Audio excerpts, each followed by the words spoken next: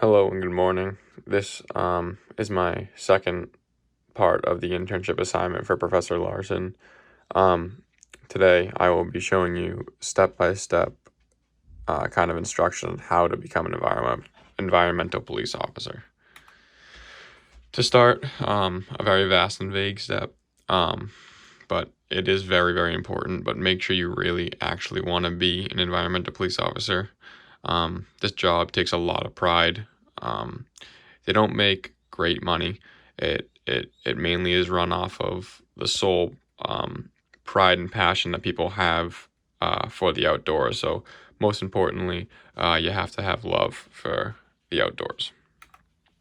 Step 2, gain the education needed. This is definitely one of the most important steps because you can't just go in here blind to this thing. I mean, you can only learn so much from the existing officers. You have to have some background.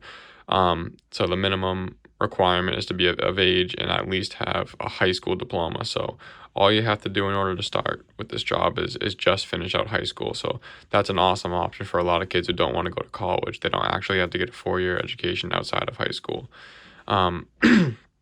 Different educations recommended are a degree in criminal justice, forestry, biology, or environmental science. This obviously makes sense because the criminal justice side of it, you need the background of the policing and everything like that because they also do follow the same duties as police officers. Forestry, yeah, you need to have you have knowledge of trees, leaves, everything you're going to be out in the woods for. You need to know what you're looking at.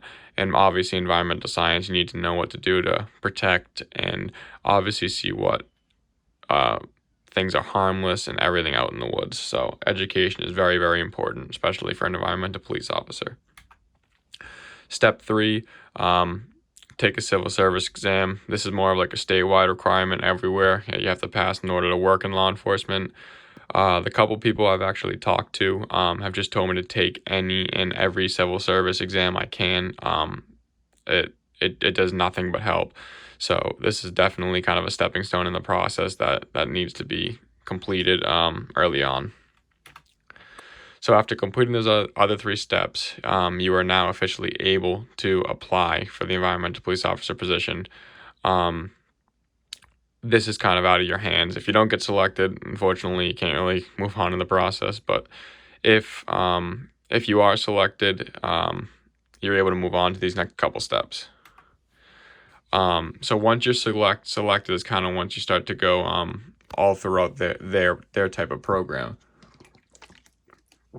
So now you must pass the usual drug and background test that you normally do before you start a job, but also, and most importantly here, is the physical fitness test. Obviously, I believe that it's a urine sample drug test, and the background test, they're just going to have all your information, whatever, but I actually pulled up a little snippet on the physical fitness test. So it's the basic 1.5 mile run.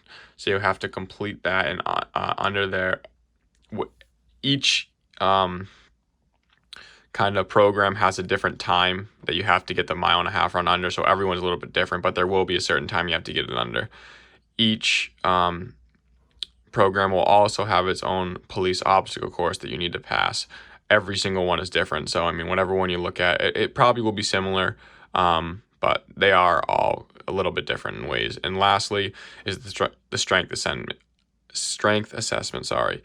But this is pretty universal the whole way throughout the country. I mean, it's going to be basic bench press, sit-ups, push-ups, the sit-to-reach extensions, and just any additional strength assessments that different programs might provide and add.